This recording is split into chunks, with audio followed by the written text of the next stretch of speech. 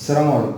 اهلا بكم في حلقه جديده من حلقات قناتنا وقناتكم قناه المراجع المصري للمحاسب القانوني محمد صفوت. النهارده ان شاء الله هنتكلم مع بعض في جزئيه مهمه جدا، وهي جزئيه ازاي اخد قرار ان انا اسس شركه، وايه نوع الشركه اللي اقدر اسسها وعلى اي اساس. فاختصرنا لكم الموضوع ده في حدود 10 اسئله تقدر حضرتك من خلالها تاخد القرار اذا كنت هتاسس شركتك ولا لا.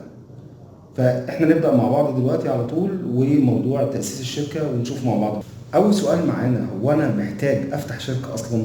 يعني امتى اقول ان انا محتاج افتح شركه عشان اقدر اسسها؟ اول حاجه مهمه بالنسبه لك لازم تعرفها عشان تقدر تاخد القرار على الاساس ده، هل المشروع ده بيحقق دخل ثابت ولا لا؟ هل المشروع ده ناجح معاك ولا لا؟ يعني مش بمعنى اصح ان انا اقدر اخد القرار ان انا اول ما ابدا على طول في الاستثمار اروح فاتح شركه على طول. ليه؟ لان فتح الشركه ليه تبعيات ضريبيه ورسوم وشغل، وكمان تاسيس شركه، ولو لا قدر الله الشركه هتتقفل هيبقى في تصفيه وفي رسوم تانيه.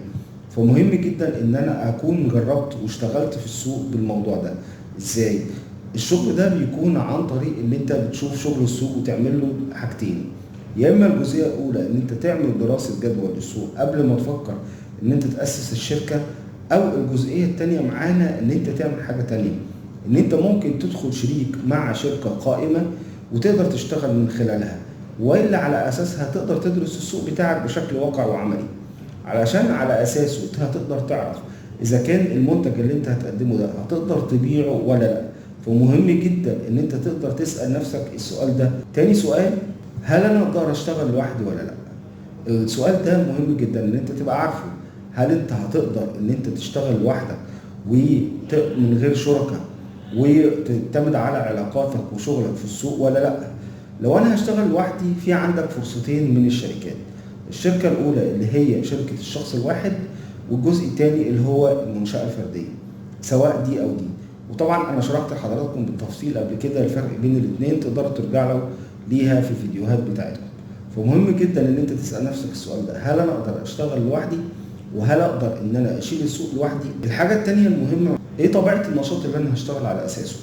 يعني هل النشاط اللي انا هشتغل دوت محتاج تراخيص؟ وايه نوع التراخيص؟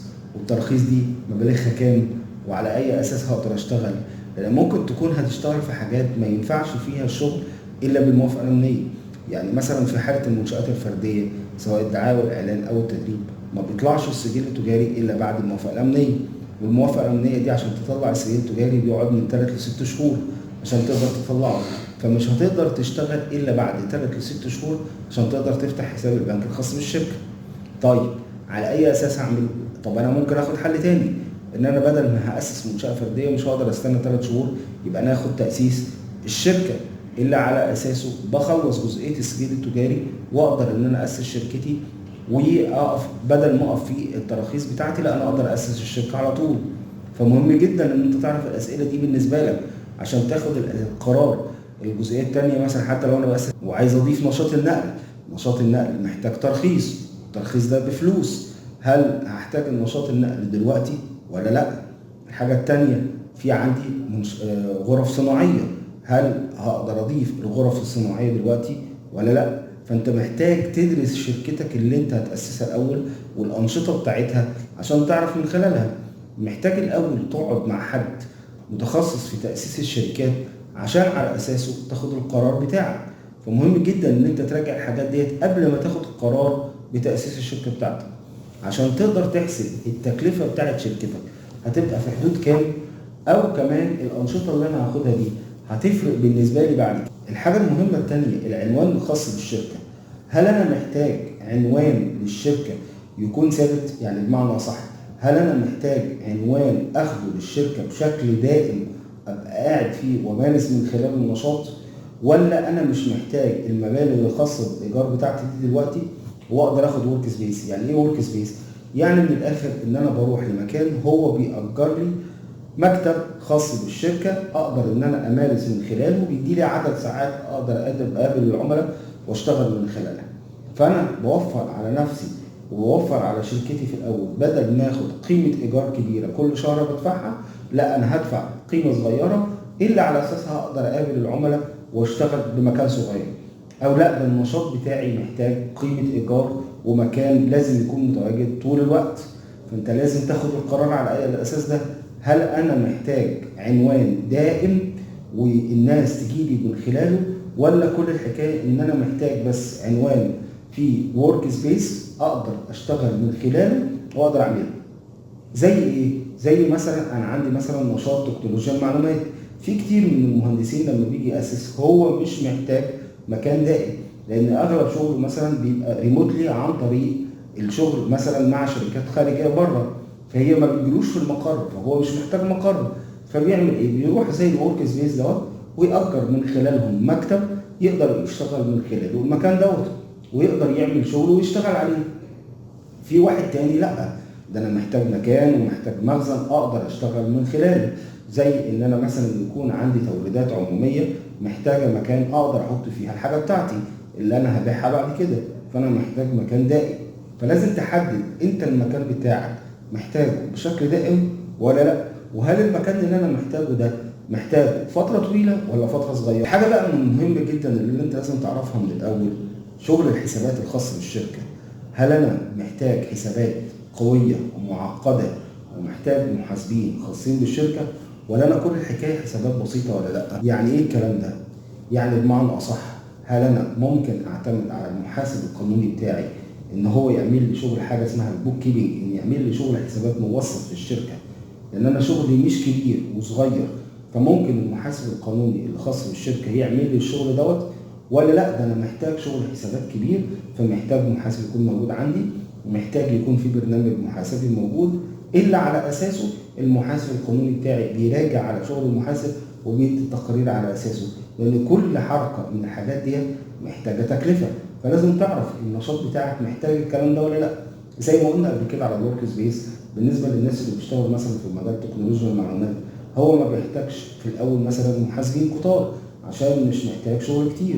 انما مثلا الشغل نشاط المقاولات لا، ده في تراخيص وفي شغل وفي تحركات وفي كشوف حساب بنك وفي تعاملات مع شركات، فمحتاج محاسب ومحتاج برنامج محاسبي يدخل لي الارقام ديت عشان اقدر اطلع من خلالها شغل خاص.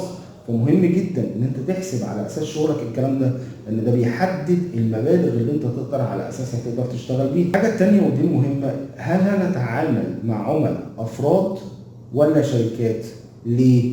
لان الحساب الكلام دوت لو افراد بيبقى حتى في مجال الدعايه والاعلان بتاعتك بتكون مختلفه، وكمان من الناحيه الضريبيه مختلفه. ليه؟ لان انت لو بتتعامل مع افراد بتتعامل بحاجه اسمها ايصال الكتروني. يعني زي ايه؟ يعني انا مثلا لو ببيع توريدات عموميه بس ببيع الجزء الاكبر للافراد او بقدم خدمه للافراد. زي ايه؟ زي مثلا ان انا عامل برنامج او لعبه ما بتشتغلش غير مع افراد بس، فالافراد دي بتدخل لي فلوس، فالمقابل ان انا بطلع ايصال الكتروني ليهم. او لا ده انا بقى اشتغل توريدات عموميه لشركات، فتوريدات عموميه لشركات ده بطلع على اساسها الفواتير الالكترونيه بتاعتي. فلازم مهم جدا تبقى عارف انت هتشتغل مع افراد ولا شركات من الناحيه الضريبيه، وكمان من الناحيه المحاسبيه اللي انت هتشتغل بيها مع الناس دي. الحاجه المهمه جدا برضو، انا دلوقتي اسست الشركه وهشتغل بيها، خصوصا مهم جدا الحاجات ديت، لان انت عشان تبقى عارف ازاي الضرايب بتاعتي. هل انا مسجل قيمه مضافه وهقدم اقراري كل شهر ولا لا؟ هل انا مسجل مرتبات؟ المفروض ان انت تسجل تامينات من اول مره على طول، وتقدم اقرار المرتبات لو انت في عندك موظفين خاصين بالشركه. المرتبات دي بيتقدم لها اقرارات كل شهر، وفي التزامات ماليه خاصه بالضرائب والتامينات بتاعتك. فلازم تحسب ضرايبك وتاميناتك قبل ما تبتدي تاسس الشركه، عشان تبقى عارف المبالغ اللي انت هتدفعها اول باول، وتبقى عارف المبالغ هتبقى والالتزامات دي هتبقى في حدود كام. مهم جدا برضو تبقى عارف النشاط بتاعك هل هيحتاج عماله ولا لا.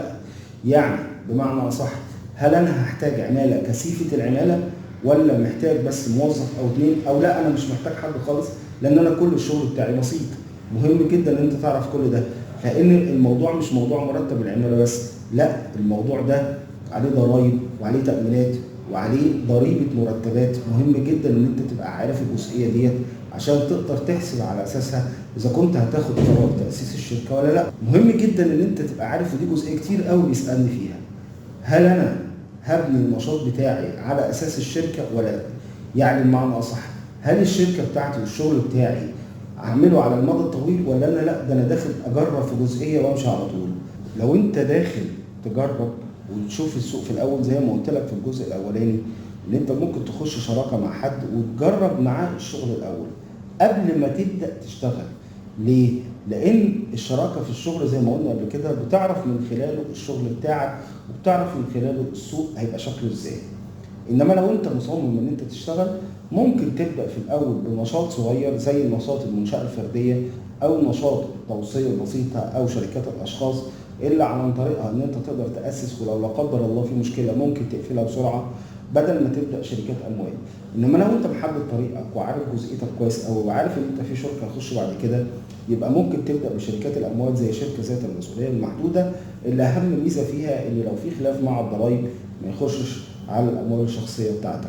فمهم جدا ان انت هتعرف هتاسس على اي اساس في الجزئيه دي. يمكن اكتر 10 اسئله ممكن تسال نفسك فيها قبل ما تبدا تاسس شركتك، او قبل ما تبدا تشتغل في اي مجال انت عايز تشتغل فيه. مهم جدا ان انت تعرفها وتجاوب على نفسك وتكتبها، وتعرف الدنيا هتعمل ايه على اساسها. عشان الاجابه على الاسئله ديت، وان انت تسال استشاري في الجزئيه دي يقدر يرد عليك في الجزئيه دي، هيفرق بالنسبه لك كتير جدا في قرار ان انت تاخد تاسيس الشركه او لا.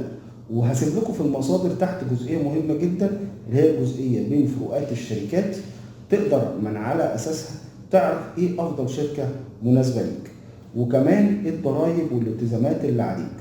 وان شاء الله لو في اي سؤال تقدر تراسلونا على اي منصه من منصات السوشيال ميديا، وهتلاقوني معاكم دايما ان شاء الله. السلام عليكم.